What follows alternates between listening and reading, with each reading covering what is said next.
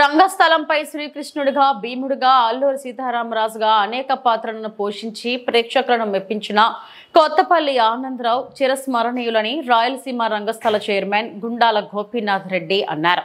కొత్తపల్లి ఆనందరావు రెండవ వర్ధంతిని స్థానిక తిరుమల బైపాస్ రోడ్లోని కొత్తపల్లి కళాక్షేత్రంలో ఘనంగా నిర్వహించారు.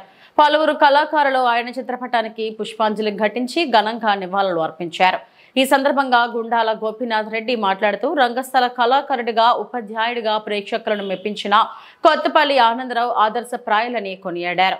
ఈ కార్యక్రమంలో కళాకారులు కెఎన్ రాజా, గుండాల గోపీనాథ్ రెడ్డి, సుబ్రహ్మణ్యం రెడ్డి, పొన్నాల జేజిరెడ్డి, కేశవుల రెడ్డి, పనిభూషణ్ రెడ్డి, చంద్రబాబు, శ్రీధర్, కోటె సుబ్రహ్మణ్యం రెడ్డి, కళ్యాణి, పుష్పలత తదితరులు పాల్గొన్నారు.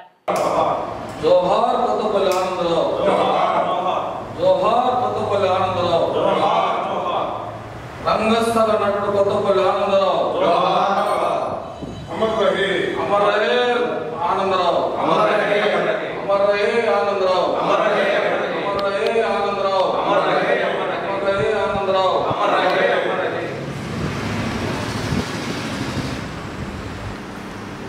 ఈరోజు ప్రముఖ రంగస్థల కళాకారుడు, ఉపాధ్యాయుడు కొత్తపల్లి ఆనందరావు గారి రెండవ వర్ధంతి సందర్భంగా రాయలసీమ రంగస్థలి తిరుపతి వారి ఆధ్వర్యంలో కళాకారులతో కలిసి ఈరోజు కొత్తపల్లి ఆనందరావు గారి చిత్రపటానికి పుష్పాంజలి ఘటించి ఘన నివాళి అర్పించాము.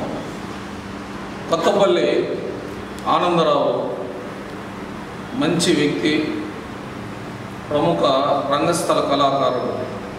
మాకు రంగస్థలి రాయలసీమ రంగస్థలి ఆధ్వర్యంలో ఏ కార్యక్రమం జరిగినా అతను వచ్చి ఆయన వాక్యాలతో కానీ అలాగే ఆయన నటనతో, ఒకరోజు అల్లూరి సీతారామరాజు జయంతి వస్తే ఆయన అల్లూరి సీతారాం గెటప్తో వచ్చి ఆయన పాడిన పద్యాలు ఇక్కడ రంగస్థలి కార్యాలయంలో ప్రదర్శించేవారు.